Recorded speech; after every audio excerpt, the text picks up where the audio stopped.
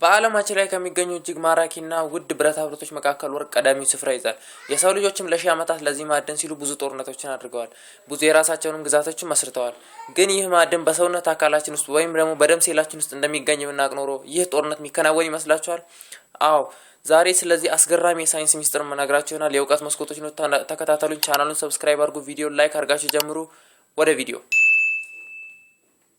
ነገር እንዴት ሊፈጠር ይችላል ብለን መጀመሪያ ራሳችንን ስንጠይቅ ሳይንቲስቶች የሰው ልጅ አካል ላይ ባዮሎጂካላዊና ኬሚካላዊ መዋቅር ላይ በጥልቀት ምርምር ሲያከናውኑ ነበር። የደረሱበት መልስ በጣም አስገራሚ ሲሆን በአማካኝ 70 ኪሎ ግራም የሚመዝን የሰው አዋቂ ሰው አካል ውስጥ ወደ 0.2 ሚሊ ግራም የሚመዝን ንጹህ ወርቅ ይገኛል ብለው ተናግረዋል። ይህ መጠን በጣም ትንሽ ቢመስልም በውስጣችን ውስጥ ግን ትልቅ ስራን ያከናውናል።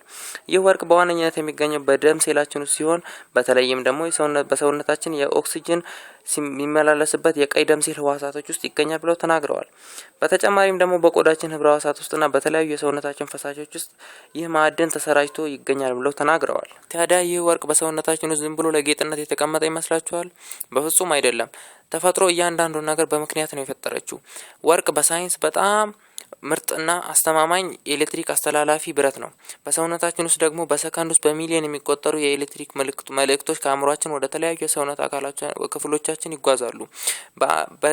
በደማችን ውስጥ ደግሞ የሚገኙ እነዚህ ጥቃቅን ወርቆች እነዚህን የነርቭ መልእክቶችና የኤሌክትሪክ መልእክቶች ያለምንም መቆራረጥ በስኬት እንዲጓዙ ትልቅ ድጋፍን ያደርጋሉ ወይም ትልቅ ሚናን ይጫወታሉ። በአጭሩ ሰውነታችን በአግባቡ እንዲሰራ የሚያደርግ ንጥረ ነገር ወይም ደግሞ የብረት አይነት ነው ወርቅ ማለት።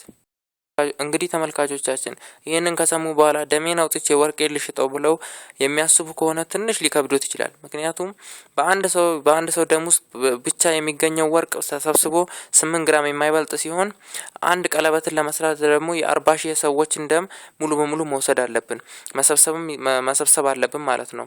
ይህ የማይቻል ቢሆንም አንድ ነገር ግን እርግጠኛ መሆን እንችላለን። እርሱ በራሱ የሚንቀሳቀሱ ንጹህ ወርቅ ኖት ብለን ራሳችንን አሳምነን እኛ የሰው ልጆች ትልቅና ታስቦብን የተፈጠረን ልዩ ፍጡሮች መሆናችንን ማወቅ አለብን።